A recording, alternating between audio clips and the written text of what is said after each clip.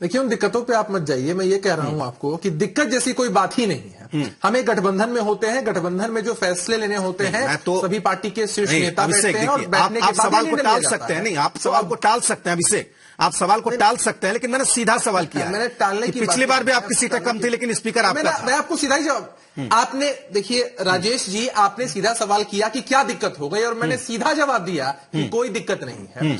अभी जिस बात पे बहस हम लोग कर रहे हैं उस बात का केंद्र बिंदु तो यही है ना कि लोग जानते, देखिए एक होता है कि हमें रिजल्ट नहीं मालूम है और तब हम प्रयास कर रहे हो, और एक होता है कि रिजल्ट आपको पक्का मालूम है, आंकड़े आपकी तरफ है, बिल्कुल, इसमें कोई दो राय नहीं। यहाँ पूर्ण बहुमत की है एनडीए की, आंकड़े हमारे पास है। और उसके बाद देखिए कारण यह है ना कि इन लोगों की जो संस्कृति रही है वो फजीहत करवाने की रही है। तो फजीहत करवाने के क्रम में ये लोग जानते हैं कि हम हारेंगे, लेकिन चर्चा में बने रहना है। आप देखिए कि किस तरह से जनता के जनादेश का अपमान इन लोगों ने किया, जो ओथ सेरेमनी थी उसका बहिष्कार करके। और दूसरा इन लोगों का जो रवैया है, आप देख सकते हैं कि एक तरफ इनके कैंडिडेट्स हार रहे थे, ये लोग अल्पमत में जा रहे थे, हम लोग बहुमत के करीब जा रहे थे, लेकिन फिर भी इनकी पार्टी के सम्मानित नेता और कार्यकर्ता अपने अपने ऑफिस के बाहर निकलकर एकदम कुब्डप और मनगढ़ंत स्टोरी बता रहे थे कि ऐसा नहीं हो पा रहा, वैसा नहीं हो पा रहा है। तो ये लोग अपनी हार को छिपाने के लिए मुख्यमंत्री फोन कर रहे हैं, जानते हैं कि इनके जो समर्थक हैं वो हतोत्साहित नहीं हो।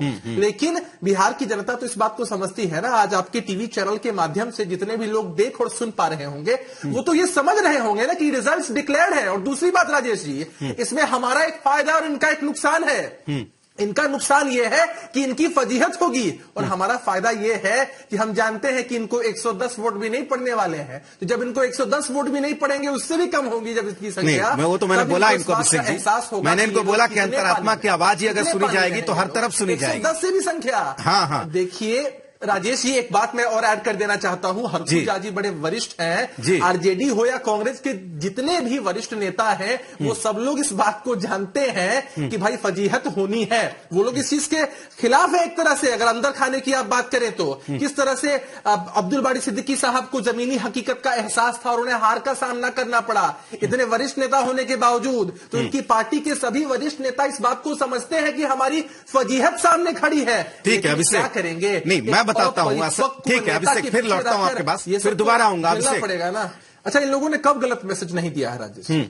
आप बताइए ना कि अगर इनको ऐसा लगता है कि चुनाव प्रणाली जो हुई या जो प्रक्रिया हुई वो गलत हुई, तो आपके जो इतने कैंडिडेट्स जीते, क्यों नहीं आप जिम्मेदारी पूर्वक उन सबका इस्तीफा करवा देते हैं? तो जहां आप जीतते हैं वहां तो सब कुछ ठीक और बढ़िया रहता है, जहां आप हार जाते हैं तो आपको लगता है कि कुछ गड़बड़ी हुई है। तो ये लोग तो हमेशा ही गलत मैसेज देते हैं। आखिर बिहार की छवि इतनी खराब हुई पूरे देश के पटल पर, तो उसके लिए जिम्मेदार कौन थे? लालू जी की जो सरकार थी या राबड़ी देवी जी की जो सरकार थी उसमें जंगल राज की संज्ञा दी गई। तो इस पर तो कोई बहस ही नहीं है। यह डिक्लेयर्ड है कि इन लोगों की एक नियति रहती है कि भाई हम छवि खराब कर दें। और दूसरी बात राजेश जी, आप चर्चा कर रहे थे कि लोजपा किसको देने वाली है। अरे समझिए कि एक चिराग घूम रहे थे लालटेन में आग जलाने के लिए। अच्छा, लालटेन में तो आग लगी नहीं, अपना बंगला ही जल के खाक हो गया। तो संख्या बल उनके पास तो है ही नहीं। बिल्कुल। और दूसरी बात कि नकारात्मक राजनीति का एक नायाब नमूना पेश करने की कोशिश की थी जरूर चिराग पासवान जी ने, लेकिन अब फेल हो चुके हैं।